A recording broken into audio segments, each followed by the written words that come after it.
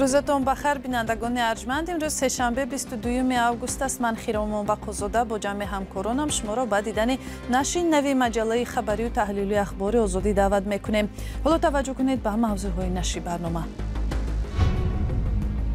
پرونده پرسر و صدای ماجرای پلیس و ساکنان دهه لکت به دادگاه رفت، ولی چرا خبرنگاری رادیوی آزادی را به مرافعه راه ندادند؟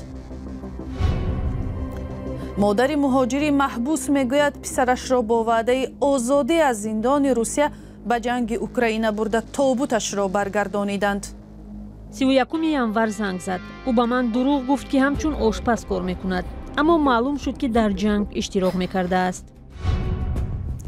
در حالی که فعالان روحانیان تاجیک را به ترغیب فرهنگ رعایت حقوق جانوران دعوت میکنند، بعضی ساکنان چارپایان را منبع سیرایت و بیماری ها مینامند. شاید که این حیوان کوچکی بیماری شود میتونن با فرزند گذراندن.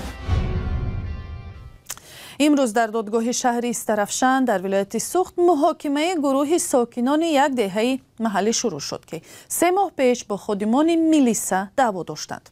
ساکنان دهه لکت خادمان پلیس را در رفتار غیر اخلاقی، یعنی تلاشی به ماشین خود نشانده به جای بردن یک دختر نابالغ محلی متهم کردند. خادمان پلیس این را رد کرده گفتند که بحث آنها برای مانع شدن به دعوت به ارتش سر زد. تا کجا دادگاه موی را از خمیر جدا میکند؟ گزارش فرزان محمدی از جای حادثه.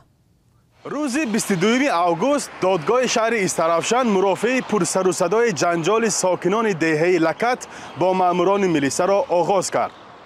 در حالی که پیش از این شهردار استرافشان و دادستان ولایت سوخت به خبرنگاران از حضور 5 نفر پس پنجره خبر داده بودند، در کرسی عیبداری تنها 4 نفر نشستند. به گفته وزارت کارهای داخلی این افراد به اتهام ایجاد مانع و لطوکوب ماموران پلیس در تاریخ 31 می امسال دستگیر شده بودند. 3 کارمند شعبه کارهای داخلی شهر استرافشان و یک زنی که در داخل ماشین آنها بود به حیث جبردیده حضور دارند. علاوه بر این دختر نابالغ قبلا در صحبت با رادیو آزادی از رفتار غیر اخلاقی میلیساها شکایت کرده بود، در کنار مادر و سایر بستگانش در دادگاه شرکت کرد.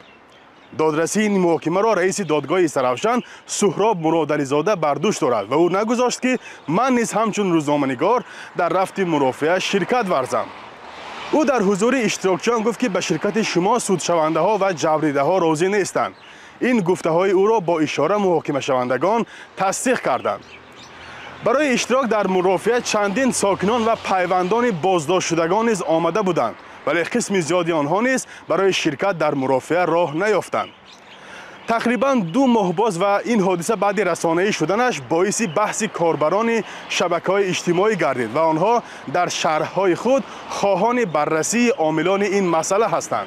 پیوندان بازداشت شدگان میگویند سبب جنجال به مسئله اخلاقی با یک نابالغ دختر دهه لکت ربط دارد، ولی مقامات میگویند آنها برای بازداشت جوان رفته بودند که از خدمت حربی سرپیچی میکرد. فرزان محمدی، رادیو آزادی، شهر استرافشان. و از این گزارش از استرافشان می رویم به قرقیزستان. بخش قرقیزی رادیوی آزادی فصل دوم تحقیقات خود را نشر کرد که دلیل در جنگ ضد اوکراین استفاده شدن مهاجران از قرقیزستان و در این جنگ قربان شدن آنها را ثابت می کند. در بخش نوبتی تحقیقات ژورنالیستان به روزنامه‌نگاران میسر شد که با خویشاوندان قربانیان و شرکتداران نزاع هم صحبت شوند. به قول آنها نزدیکانشان از محبس به میدان جنگ سفر بر شدند. شهلای گل خوجه این گزارش را تقدیم میکند. خدا خواهد اگر همش خوب شود پس از 6 ماه آزاد می شوم. این برایم یک امکانیت است. من تنها نمی روم، فقط از زندان ما تقریبا 200 کس می رود. از دیگر محبس ها هم می برند. این یکی از آخرین صحبت‌های ایرلند ارمیکوف است. شهروند 30 ساله قرقیزستان در زندان روسیه ادعای جزا می‌کرد. در آخر سال گذشته او برای شامل شدن به گروه زرخریدان واگنر راضی شد. 31 январ زنگ زد. او به من دروغ گفت که همچون آشپز کار میکند، اما معلوم شد که در جنگ اشتراک میکرده است. баъди 4 моҳи рафтан ба ҷанг Эрланд ҳалок шуд. Ӯ яке аз нахустин қирғизистониҳое буд, ки иштирокаш дар ҷанги Украина расонаӣ гардид. Ба нақли модари Эрланд, писарашро ба ғоратгарӣ ва таҷовуз ба номус айбдор карда буданд. ҳарчанд Гулнора Зокирова исрор меварзад, ки фарзандаш бегуноҳ маҳкум гардидааст, чун ҳангоми содир шудани ҷиноят дар Русия набуд. Вале зан бегуноҳии Эрландро исбот кардан ва ҳамин тавр ба Қирғизистон истирдод намудани ӯро натавонист. Ба гуфтаи Гулнора, писараш нисфи муҳлатро адо карда буд, аммо баъдан ваъдаи авфро гирифт ва розӣ шуд, ки ба ҷанг биравад. ман гумон кардам, ки дар тобут чизе нест. Ба тарафи росташ снаряд бархӯрда ӯро пора кардааст. ӯ дар ҳамла иштирок намудааст. онҳоро дар сафи аввал мегузоштанд. аз пеш ба сӯи онҳо украиниҳо тир меандозанд. дар сурати ақибнишинӣ чеченҳо мепаронанд. аз пасашон русҳо тирхолӣ мекунанд. яъне дар байни ду оташ қарор мегиранд. онҳоро ҳамчун барраи қурбонӣ истифода мекунанд. бахши қирғизии радиои озодӣ тавонист маълум кунад, ки дар набардҳо барои Бахмут тақрибан 10 шаҳрванди Қирғизистон кушта шуданд. наздикони онҳо аз суҳбат бо хабарнигорон худдорӣ мекунанд. яке аз онҳо зимни суҳбати телефонӣ чунин нақл кард: ӯ гуфт, ки ба ҷанг меравад. албатта не, ӯ ба мо дар ин бора чизе нагуфт. чӣ гуна ҳалок шуд? маълумот доданд? не, нагуфтанд. аксарият аз таркиши снаряд кушта шудаанд. дар он ҷо навишта шуда буд, ки дар фалон замону фалон маҳал вафот кардааст, бидуни тафсилот. табри хабарнигорони радиои озодӣ дарёфтанд, бисёре аз маҳбусоне, ки ба ҷанг мераванд, дар бораи ин тасмимашон ба наздикон нақл намекунанд. аз ин рӯ дар бораи теъдоди захмиён, кушташудагон ва умуман ширкатдорони ҷанг аз Қирғизистон омори дақиқ вуҷуд надорад. дар аввал маҳбусоне ба ҷанг ҷалб мешуданд, ки ба ҷиноятҳои вазнин муттаҳам буданд. онҳое, ки мебоист солҳои дароз дар зиндон бошанд, довталабона мерафтанд. баъдан онҳоеро маҷбуран сафарбар мекарданд, ки муҳлати адои ҳукмашон ба поён мерасид. зиндонионе, ки таҷрибаи ҳарбӣ надоранд. аз рӯи маълумоти мо 30 нафар қирғизистонионе, ки бевосита шаҳрвандии Қирғизистонро доштанд, қурбон шуданд. боз онҳое низ ҳастанд, ки шаҳрвандии Русияро гирифтанд.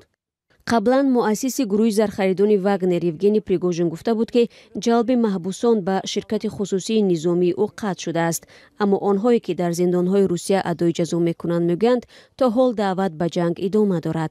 наздикони қурбониён гуфтанд, баъди огоҳӣ ёфтан аз марги наздиконашон, онҳоро боз як имтиҳони дигар интизор аст: гирифтани тобут. онҳо чанд ҳафта бояд мунтазир бимонанд ва дар аксар маврид шиносоӣ кардани ҳалокшудаҳо мушкил аст. ҷасадҳо комилан сӯхта шуданд ва ё дар тобути хурде чанд пораҳои бадан гузошта шуданд. модарони қурбониён борҳо ба ҳамватанонашон муроҷиат карданд, ки ба ҳеҷ ваҷ барои ширкат дар ин ҷанг розӣ нашаванд.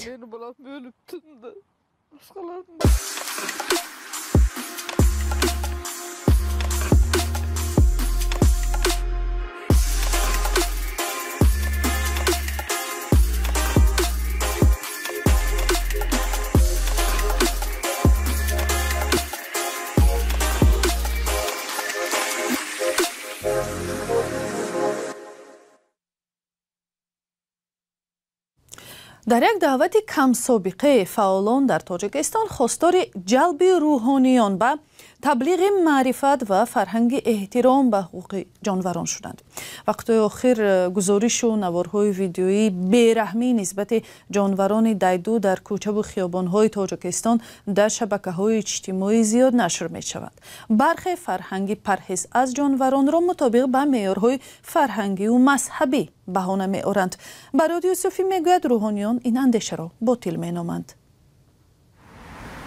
гурӯҳе аз фаъолони шабакаҳои иҷтимоӣ бо ирсоли як муроҷиатнома аз Кумита оид ба корҳои дини Тоҷикистон хостанд рӯҳониён дар пешгирӣ аз муносибати бад бо ҳайвонот саҳми худро гузоранд.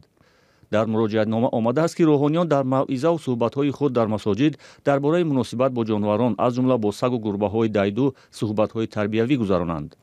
шӯрои уламои маркази исломии Тоҷикистон дархости сокинонро дарёфт карда ва мавриди баррасӣ қарор додааст.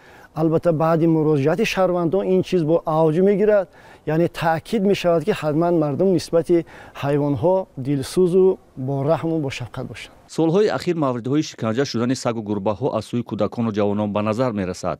حتی عکس حیوانات شکنجه شده در شبکه‌های اجتماعی راه می‌یابند. روحانیان میگویند دین اسلام بی‌رحمی نسبت حیوانات را محکوم می‌کند و مناسبت با حیوانات نه تنها در مسجد، خصوصا در خانواده و مکتب نیز درست فهمانیده شود. ما ببینیم که در حدیث رسول اکرم صلی الله علیه و سلم در صحیح بخاری آمده است که پیامبر صلی الله علیه و سلم وقتی که درباره مرد قصه میکند که وارد چاه میشود و با کفش‌های خود آب میگیرد و سگی را که تشنه بود او را سیراب میکند و خداوند منان گناهان او را میبخشد و سبب وارد شدن اون به جنت میگردد. و بالعکس هم وقتی که زنی هم یک گربه را حبس میکند و او را غذا نمیده و رها هم نمیکند که خود یعنی حشرات استفاده کنه، به سبب این سرازیر جهنم میشود. ساکنان بر این نظرند که دیگر کردن مناسبت بدی برخی کودکان و جوانان حتی کلانسالان با نصیحت و مصلحت چندان آسان نیست. قبل از همه تربیت رحمدلی با حیوانات از خانواده آغاز می شود. همچنین بر علاوه برای این باید تدبیرهای جدی عملی شود که در کوچه و خیابانها حیوانات بی صاحب سیر و گشت نکنند. پیشتر البته یک مقامات مخصوص بود اوید با حیوانایی که کوچگی بودن. شاید که می حیوان کوچگی بیماری شود یا شود میتونن با فرزند گذراندن. برای همین هم به نظر گیرن که مثلا شک و سگی ما در وای نگردن تا کوچو. خیلی خدا باشه که خیلی کمتر شده است تو. لیکن به هر حال هم هست. وقتی شوراویده وایو میخوابیدن سگو میبردن و میدگرادو میبردن. حوزه خیلی نیست. حالا در شهر دوشنبه چند پناهگاه جانوران از سوی سازمان‌های جمعیتی فعال است. اما جانوران بی‌صاحب نیز در کوچه‌های پایتخت و اطراف آن کم نمی‌شود و تعدادی هم از سوی ساکنان آزار و شکنجه می‌شوند. فعالان جمعیتی نگرانند که هرچند قانونگذاری تاجیکستان برای بدرفتاری و آزار جانوران حدود 600 سومانی جریمه مقرر کرده است، اما در اصل این بند قانون اجرا نمی‌شود. صدمه پرفاجعه ماشین باربر در کولوب که روز 6 اوگوست باعث کشته و مجروح شدن نزدیک 30 ساکن محلی گردید، پرده از مشکلات زیاده در سمت رعایت معیارها و قاعده‌های راه برداشت. توقفگاه غیر قانونی و نادرست ماشین‌های باربر را یک مشکل احتمالی دیگر در آینده می‌نامند که در نزد شبکه‌های برق منطقه کولوب جایگیر شده است. محمود جان رحمتزاده از آنجا گزارش می‌دهد. ایستگاه این ماشین‌های گرانوزن در رو برای بینای شبکه‌های برق منطقه کولوب سبب شکایت‌ها شده است. بعد از تصادف مرگبار 6 اوگوست قرار گرفتن ماشین‌ها در اینجا که همچنین در پهلوی بازار مسائل بیناکاری است، رهبران اداره برق را نگران کرده است. ماشینایی که در نزد کارخانه ما هستند صاحب درکشان او پرایرا در بازار هستند. و نمیدونم کی هستند نیستند که بازرسی دولتی автомобили هم زروش نمیرسه کارهای داخلی را. ایستگاهی غیر رسمی در شاهراه بین المللی قرار دارد. هر روز ده‌ها ماشین خرد و بزرگ از اینجا به سمت بدخشان می روند. ماشین باربری که شام 6 اوگوست در کلوب 12 نفر را کشت از همینجا از پهلوی این ماشین ها گذشته بود.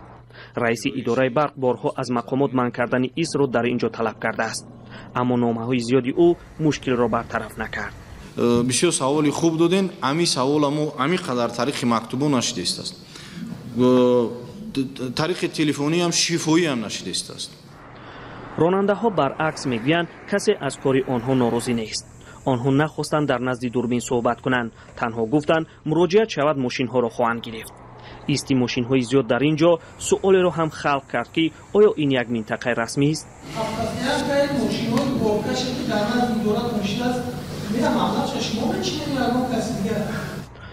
در پهلوی شاهراه بین المللی بدخشان کلوب دوشنبه نه تنها بازار مصالحی ساختمانی بلکه ده‌ها اداره دیگر موجود است.